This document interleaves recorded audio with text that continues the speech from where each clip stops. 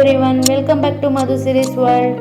Special white sauce pasta నా స్టైల్లో నేను ఎలా చేసుకుంటానో మీకు చూపిస్తాను. ముందుగా వాటర్ పెట్టేసుకొని కొంచెం సాల్ట్ అండ్ కొంచెం ఆయిల్ ఒక బాయిల్ వచ్చేంత వరకు వెయిట్ చేయాలి. ఒక బాయిల్ వచ్చాక మనం పాస్తా అనేది యాడ్ చేసేసుకొని మిక్స్ చేస్తూ ఉండాలి. మిక్స్ చేయలేదు అంటే ఆ పాస్తా అనేది కింద అతుక్కుని పోతాయి. సో మిక్స్ చేస్తూ ఉంటేనే మనకు ఆ పాస్తా అనేది పొడి పొడిగా వస్తాయి అండ్ తొందరగా బాయిల్ అవుతాయి.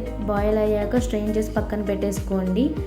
ఇప్పుడు ఒక ప్యాన్ పెట్టేసుకొని కొంచెం ఆయిల్ అనేది యాడ్ చేసేస్తున్నాను అండ్ కొంచెం ఆవాలు, జీలకర్ర, మనం చిన్నగా కట్ చేసి పెట్టుకున్న గార్లిక్ అనేది యాడ్ చేసేస్తున్నాను అండ్ చిన్న కట్ చేసి పెట్టుకున్న ఆనియన్స్, క్యాప్సికము ఇవి కొంచెం తొందరగా ఫ్రై అవ్వాలంటే సాల్ట్ అనేది యాడ్ చేసేసుకోవాలి ఇప్పుడే.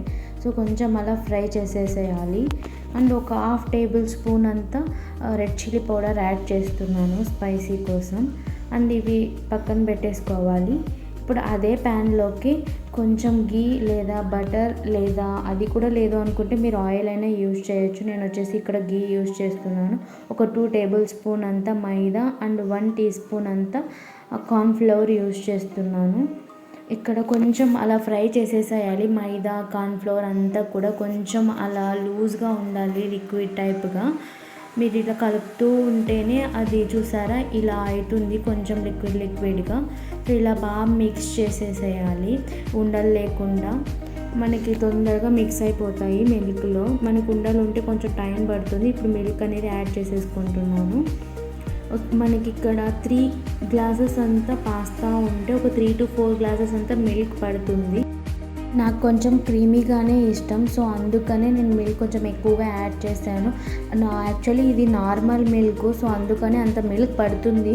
మీరు యూజువల్గా బయట మీకు క్రీమ్డ్ మిల్క్ అని వస్తుంది, సో అది యూజ్ చేసినట్టయితే మీకు కొంచెమే సరిపోతుంది. ఇప్పుడు 3 గ్లాసెస్ ఉంటే 1.5 గ్లాస్ మిల్క్ సరిపోతుంది.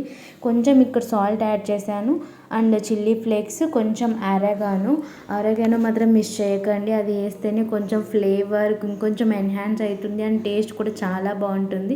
ఇప్పుడు ముందుగా ఫ్రై చేసి పెట్టుకున్న క్యాప్సికమ్, ఆనియన్ ఫ్రై అనేది యాడ్ చేసేసుకొని బాగా మిక్స్ చేసేసేయాలి. చూసారా ఎంత క్రీమీగా ఉందో. అండ్ నేను ఇక్కడ చీజ్ ఏం వాడట్లేదు, సో నాకు ఈ క్రీమీనెస్ సరిపోతుంది. ఇప్పుడు మనం బాయిల్ చేసి పెట్టుకున్న పాస్తాని కూడా యాడ్ చేసేస్తున్నాను.